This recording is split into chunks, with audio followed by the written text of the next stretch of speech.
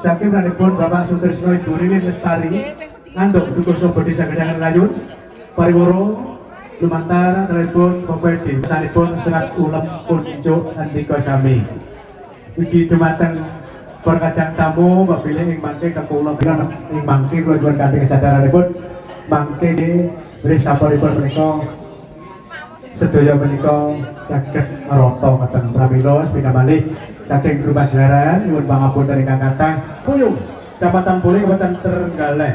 nyuwun didonga pangestu menggah aruh peran sami ing benjang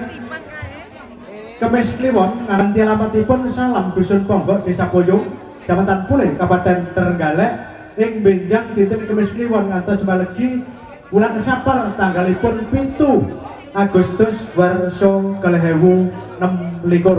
Salajengipun saking ranipun Bapak Tumardi Ibu Jamira kanthi alamatipun Sengon Dukuh Sobo Desa Gedangan Rayun.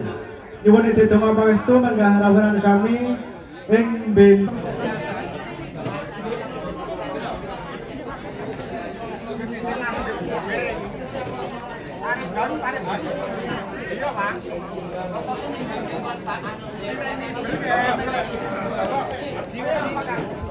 Kita sing mangke sareng-sareng kula nyuwun